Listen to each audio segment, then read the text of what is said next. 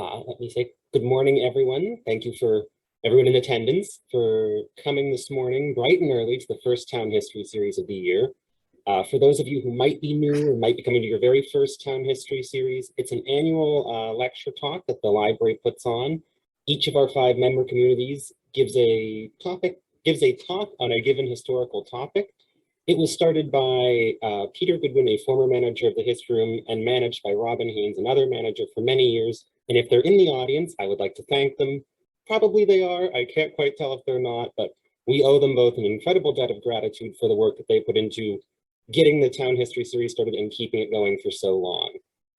Most of you probably already know me, but if you don't, my name is Jack. I'm a reference librarian here at the library, and I'll be hosting the Town History series this year, just sort of acting as our MC. This year's series is dedicated in memory of Joseph Charles Sy, who sadly passed away last July. Joe was a volunteer at the History Room for over 22 years. During that remarkable tenure, he was instrumental in the creation and maintenance of our memory database, sorry. So if you've ever come here and looked up an obituary and we've gotten it for you in a few minutes, you absolutely owe that to Joe Sy, and we're so sad that he's no longer here, but so appreciative of getting to know him in the time that we had with him. In slightly more upbeat news, I am happy to announce, though, that the library has hired a new archivist who will be starting next week. So you can all come in and meet her in the history room and get to know her.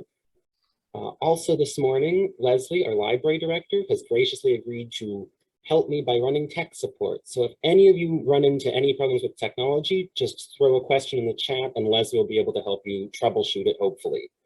Also, this is a Zoom webinar, so you won't be able to turn your cameras on or your microphones on, but if you have a question at any point, you should see a little Q&A box down at the bottom of the Zoom bar, and then you can type in a question and we'll go through all of them at the end of the presentation and Sheila will be able to answer them for you. Let's see, is there anything else that I'm forgetting about? I think that's it. So with all the housekeeping out of the way, let me turn things over to our first speaker presenting her talk in association with the town of Arrowsic, the incomparable Sheila Spear. Well, thank you, Jack. I'm not sure about the incomparable bit, but I appreciate your help and your introduction. I thank everybody for being here this morning, though here is a relative term. And I'm really glad you didn't, well, I'd love to have you in the room here. I'm really glad you didn't have to turn out on this bitterly, bitterly cold morning. I know some of you. I'm Sheila Spear. I've lived in Arrowsic for only a handful of years, but I've been anxious to learn as much as I could about the town and its history and everybody who lives here. So this was a story that I came across at the Maine Historical Society a few years ago, and I was fascinated by it, and I'm really grateful to the Patent Free Library for the opportunity to share it with the rest of you. I hope you will find it interesting too. It's a story, I'm trying to get this up and running. Okay, it's a story about a meeting that took place on the island of Arrowsic 304 years ago. It's a story that reminds us that the land that we live on, the island of Arrowsic, and the waters we enjoy in the rivers around the island, are the ancestral fishing and hunting grounds inhabited by the Wabanaki people for thousands of years. Are you seeing the right screen, Jack? Jack? Yes, we are. Just okay. Go and hit the little play button. Thank you. Okie doke. It's also a reminder that the broader place we call Maine is home to the Penobscot, the Passamaquoddy, the Mi'kmaq, and the Halton Band of Maliseet, who are still here. Others, such as the Wabanaki, who moved away, and yet others whose survivors were incorporated into the larger groups. They were to come together in an alliance under the name of Wabanaki, or people of the Dawnlands. We live on their unceded homelands. This map shows the locations of the Wabanaki in the early 18th century. You'll see some familiar names. They covered modern Newfoundland, which is not on the map, Nova Scotia, part of New Brunswick, all of Maine, New Hampshire, and Vermont. The names we see and hear on a daily basis serve as a constant reminder of their existence. You'll recognize a lot of these names, but specifically I want to draw attention to Arrowsic Island, Penobscot, Wabanaki Confederation. You'll hear those a lot this morning. The name of the island on which we live, Arrowsic, meaning rushing waters or place of obstruction, was given to the island by the Abenaki. The name is presumed to refer to Upper Hellgate on the Sasanoa River. The people who lived in this area before the colonial settlers arrived lived a life in harmony with nature's seasons. Their small village settlements were not fixed geographically, but moved to where they knew they would find food supplies. South of the Kennebec River, some were agriculturalists. In more northern parts, the soil did not encourage the growing of crops, except in small sheltered valleys, and the population was more dependent on natural food supplies they found on the land and in the waters. And the waters were rich with food. Smelt, alewives, sturgeon, salmon, all arrived in large numbers in the spring, so people moved to be near the water. Later came cod, trout, bass, flounder, scallops, clams, mussels, and crabs could all be found near the shore. Nuts, berries, and other plants supplemented the meat and eggs of migratory birds. And larger mammals, whales, porpoises, and seals could be hunted from close to shore too. But in the fall, as the migratory species moved away, the villagers moved inland. They survived the winters by hunting and trapping mammals such as caribou, moose, bear, and beaver, by knowing where to find herbs and other greens under the snows, and by developing tools such as the snowshoe, which allowed them to move across the winter landscape. Unlike the summer months of plenty, they often went hungry in winter.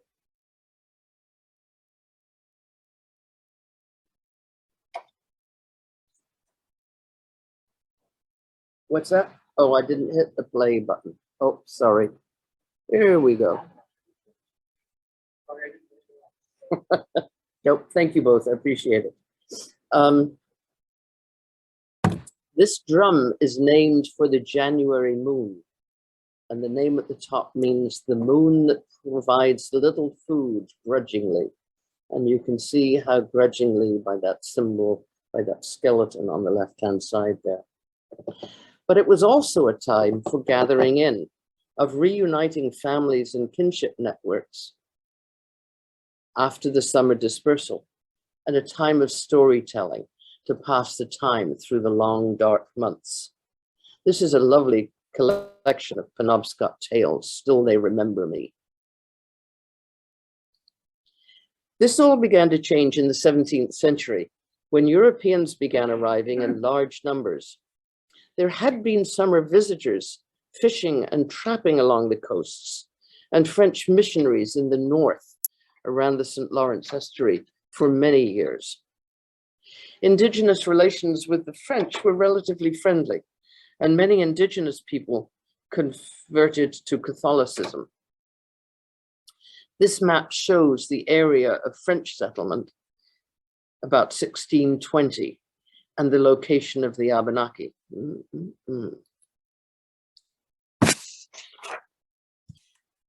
The St. John River pretty much marks the boundary. But in the south, English arrivals came planning to settle and to occupy the land. The indigenous people were often welcoming to the newcomers, sharing their knowledge of the land and its resources. But the newcomers had very little understanding of the way of life of the people who were already here. They saw land which appeared to be empty, and a people who knew little of agriculture and industry. The Europeans brought with them diseases unknown to the indigenous population. Early in the 17th century, there was a devastating epidemic in which 70% to 90% of the indigenous population of New England died. This devastated their society, their culture, and their economy, and opened the doorway to European settlement. The Europeans also brought with them their European wars. There was a long struggle between the French and the English throughout the 17th century in Europe and in North America. The Wabanaki were mostly allied with the French, while Wabanaki-English conflict was constant. Driven by English insistence on sovereignty over the Indians, disputes over subsistence or land, and indiscriminate and mutual brutal retaliation.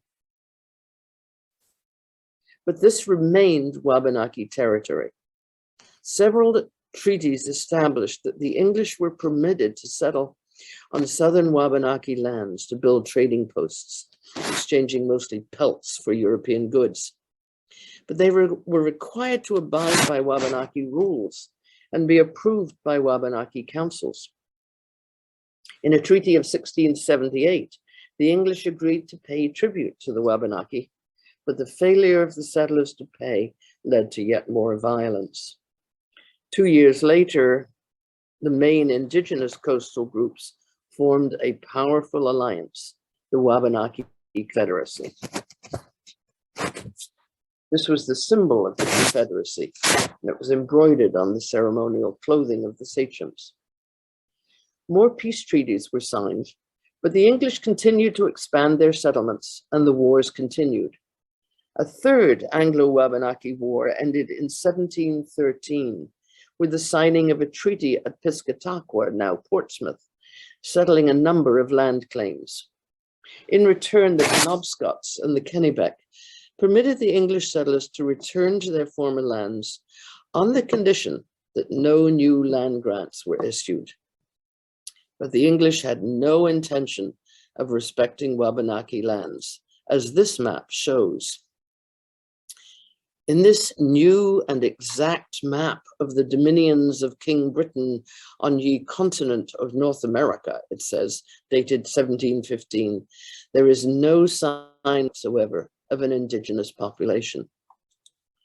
A note added to the map by the John Carter Brown Library, which holds this map, reads, Wabanaki lands have been included in British possessions under new names, despite French and native rejection of this claim. The map sought to legitimize British claims and create grounds for future aggression. After the 1713 treaty was signed, the English settler economy swiftly recovered. Sawmills, gristmills, and boatworks dotted the rivers and inlets between the Piscataqua and the Kennebec, and land claims continued. A group of powerful Boston investors, known as the Penobscot proprietors, bought a disputed title to a large portion of Wabanaki territory along the Androscoggin and Kennebec rivers. Amongst those who disputed the title were the descendants of Captain Lake and Major Clark, who, as many of us know, thanks to earlier history series lectures, had settled on the island of Arrowsic. But disregarding the dispute, the proprietors went ahead. They began to survey the Kennebec Valley, to lay out the town of Brunswick, and built a stone fort at the Penobscot Falls, thus preventing the Wabanaki from fishing or portaging their canoes there. Now, earlier forts had been built of wood, which could be and often were burned to the ground. Thank you, Jack, for that wonderful. But Fort George in Brunswick was of stone and indicated a much more military offensive. The Wabanaki, protesting the continued expansion of settlements and the building of forts, called for another meeting. The Massachusetts governor agreed to come to Arrowsic to meet with them. The meeting that took place on Arrowsic in August 1717 then was part of a long process of interaction between these two worlds and took place in an era of continuing and escalating violence. The meeting was recorded in a written transcript and published in Boston later that year. It provides an unusually detailed account of the exchanges that took place. This is the conference document that I saw on the wall in the Maine Historical Society a few years ago. And Georgetown, as we know, excuse me, is the earlier name of the settlement on Arrowsic Island. This is a conference of His Excellency, the Governor, with the sachems and chief men of the Eastern Indians. And it's the first page of 13 pages. The whole document is available online if anybody wants to read all the way through it. It is fascinating. Examining this history through a text provided by the English has its risks. This one was preserved for the political benefit of the governor. All the same, it provides unusual insights into the tensions between the indigenous peoples and the encroaching settlers, and it's a rare illustration of imperial-indigenous diplomacy. Also, it allows us to hear the voice, however filtered, of the indigenous resistance to the invasion of the colonial settlers. The Wabanaki were represented by a number of local sachems, many of whom had substantial experience of negotiating with the English. They appointed as their spokesperson Wawerna, a leading chief of the Norridgewock Abenaki. The governor of Massachusetts, Samuel Shute, on the other hand, had been in New England for less than a year. He was a soldier, and he was determined to defend English territorial rights, specifically the right to build forts. But he lacked diplomatic finesse and had little understanding of the extent of Wabanaki military power. Instead, he planned to provide a show of might by arriving on a frigate, the Squirrel. This is not the Squirrel, but it's a frigate of the same class in the same era. The ship's cannon began firing as it sailed across Casco Bay. When they arrived at the Kennebec, the captain recommended leaving the Squirrel and continuing in a smaller vessel. But Shute insisted on sailing up the river on the frigate, stating that it was needed, quote, to keep the Indians in more subjection. Unfortunately, the tides were against him. The Squirrel was caught by an unexpected current just as the high tide was beginning to turn and was driven ashore. It took the removal of guns, anchors, and other heavy items before the ship could be floated off at the next high tide. It was an undignified arrival that did little to demonstrate England's imperial might. The Wabanaki watched it all from their encampment on what was then called Puddlestones Island, which is now Lee Island. The ship ran aground down there at what we now call Squirrel Point. Trying again to assert English supremacy, Shute had a Union Jack delivered to the Wabanaki camp, which they were to bring with him when they came to meet him, quote, in token of their subjection to His Majesty King George. The sachems duly carried it with them when they attended on Shute at 3 o'clock in the afternoon of the same day, August the 9th. But there were several sharp exchanges on the matter. Sachem Wawerna said, "You said that we must be obedient to King George, which we shall if we like the offers made to us." To which Governor Shute replied, "They must be obedient to King George, and all just offers and uses shall be given to them." Sachem Wawerna, "We will be very obedient to the king if we are not molested in the improvement of our lands." The governor, "They must desist from any pretensions to lands which the English own." Wawerna was repeatedly stressing a reciprocal relationship, while Shute's language was unabashedly domineering. In typical colonial fashion, Shute tried to bring the power of religion to bear on the subjection of the Wabanaki. He made a presentation of some Bibles and informed them there was to be a Christian minister living amongst them. To this, Wawerna was to reply, "All people have a love for their ministers, and it would be strange if we should not love them that come from God. And as to the Bibles Your Excellency mentioned, We desire to be excused on that point. God has given us teaching already, and if we should go from that, we should displease God. We have our own relationship with God, he's saying. Turning to the land claims, Wyburner contested any English right to settle these lands and asserted Wabanaki sovereignty over the whole area. These were our lands, he insisted. This land was settled by us and is now being settled by the English at our request. That is, at the discretion and as guests of the Wabanaki. Shute was infuriated by these claims. They must not call it their land. Both sides were unrelenting. Wyburner, as for me, I have my own land that the Great Spirit has given me on which to live. As long as there shall be a child of my tribe, he will fight to retain it. Governor Shute, tell them we desire only what is our own, and that we will have. We will not wrong them, but what is our own we will be masters of. Sachem Wyburner then turned to the issue of the settlements, attempting to explain why there should be a limit. We shan't be able to hold them all in our bosoms and to take care to shelter them if it be like to be bad weather and mischief be threatened.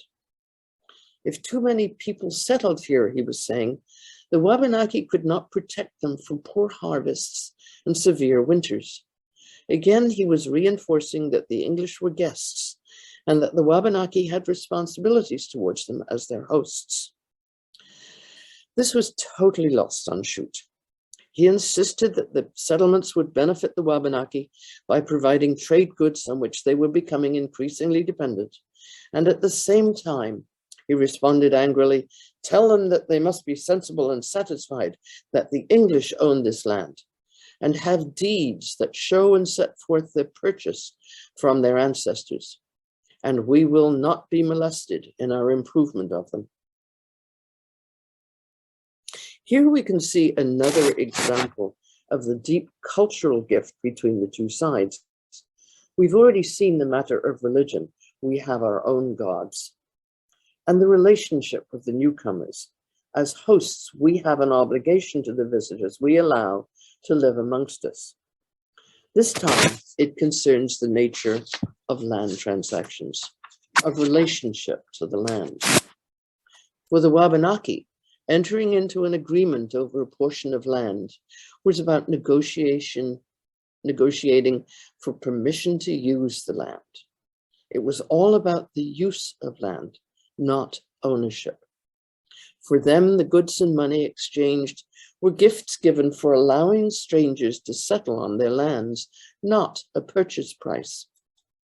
Sachem Wyburner said, we can't understand how our lands have been purchased when what has been alienated was by our gift. But the English insisted that the agreements were deeds of sale, that the lands on the Kennebec River had been sold, and the indigenous people had ceded all rights to them. Wyburner conceded in part. As for the west side of the Kennebec River, he said, I have nothing to say, but I'm sure nothing has been sold on the east side. The lands to the east of the Kennebec were central to this dispute.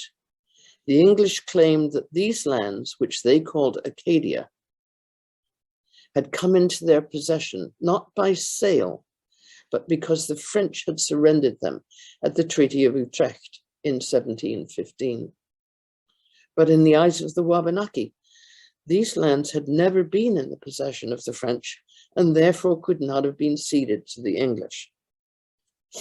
After much deliberation, the Wabanaki offered to define a boundary, limiting English settlement to lands south of Pemaquid and the upriver sawmills.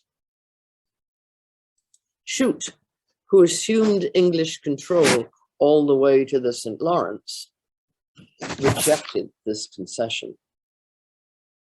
Wyburner then raised the matter of forts, saying, we should be pleased with King George if there was never a fort in the eastern parts. But Shute was adamant. Tell them that wherever there is a new settlement, I shall always order a fort if I think it proper, and that it is for the security of them and us. Shortly after that exchange in the late afternoon of the second day, the Wabanaki left the meeting in what was described in the text as a hasty, abrupt manner without taking leave, and left behind them their English colors, that's the flag. That evening, a letter was brought to Shute, showing that the French denied having ceded Acadia to the English.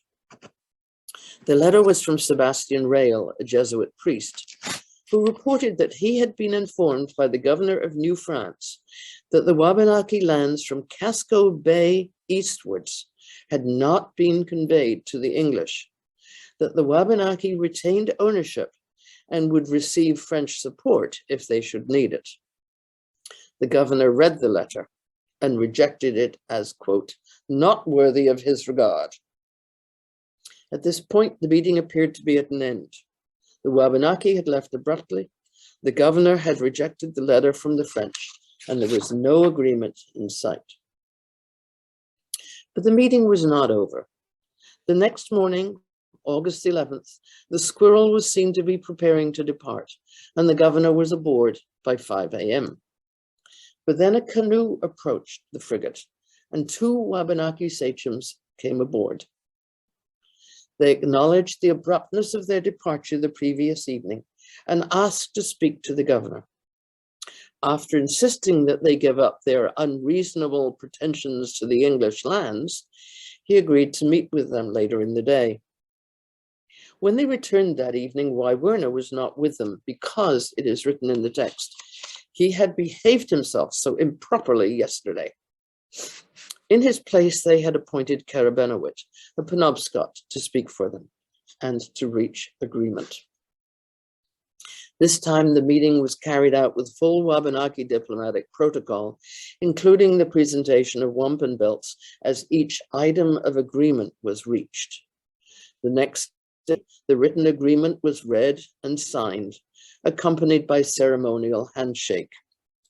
The Wabanaki, without any objection, consented that our English friends shall possess, enjoy, and improve all the lands which they have formerly possessed, and all which they have obtained the right and title unto, hoping it will prove of mutual and reciprocal benefit and advantage to them and to us, that they cohabit with us. In return, the Wabanaki made a number of requests. We pray supplies may be sent us. In the winter, all necessaries are wanting, especially provisions and ammunition. We should be glad of one trading house that may serve us all. We desire that Interpreter Jordan may be near us to represent to your excellency anything that may happen. We should be glad of a smith here to amend our guns. The governor agreed to all of this and agreed to send supplies to Winter Harbor, Casco, Maquoit, Arrowsic, Small Point, and Penobscot. He then ordered them a present of some provisions and ammunition, which they accepted very thankfully. In conclusion, a group of young Wabanaki men performed a dance to honor him. The governor left on the Squirrel and returned to Boston, satisfied, as he was to report to Boston's merchants, that the meeting had reestablished peace and quiet in the province, and that the English were now the just and rightful owners of the lands, all the lands they had previously held. But from a Wabanaki perspective, something quite different had taken place. Starting with the apology for Wywerna's behavior. His offense was that his remarks had driven the governor to anger. Karabenowit's role was to allow the governor to recover his dignity. As a result, they were able to reach an agreement in which there is no mention of subservience, no endorsement of new settlements, no agreement to new fort construction, or English expansion into the Kennebec and Androscoggin valleys or further northeast. The Wabanaki had agreed to limited resettlement and in return received the trade goods and supplies they had requested. Both sides felt they had achieved their goals, yet in effect, little had changed. This was neither the end of the conflict, of violence, nor of treaty talks. Indeed, there were soon to be 2 more meetings of this kind on Arrowsic Island. But the English settlements expanded. The island of Arrowsic was surveyed and property lines determined, and all signs of the former inhabitants, the indigenous peoples who had thrived here in the summer months for hundreds of years, was erased. This small island was divided into more than 100 separate and private properties. For a while, the population supported itself by farming the land and fishing the waters. But now the farmers are long gone. Fishing is recreational. The migratory birds, animals, and sea creatures are all reduced in numbers, and many homes are occupied only seasonally. But the indigenous people have not disappeared. They are still here. According to the 2020 census, 150,000 indigenous people live in the state we call Maine. Nor have the issues we discussed here 304 years ago been resolved. In late December, the Penobscot Nation asked the US Supreme Court to settle a boundary claim. I'm puzzled because there's a piece missing off there. There it is. Hope you can see that. Nor the issue of sovereignty. In 2022, Maine legislators will continue to consider LD 1626, a bill to protect Wabanaki rights by restoring tribal self-government to tribes in Maine. Above all, we have not resolved the issue of our relationship to the land. Is it ours to use as we will, or is it a gift to be nurtured? If we don't work this out, we may find that we too have no future on this island, but will, like the Wabanaki 300 years ago, be driven away, this time by rising waters. I thank you for listening. I will try to answer any questions that you may have, but won't promise to be able to answer them all. But Jack, if you will take over, I would be grateful.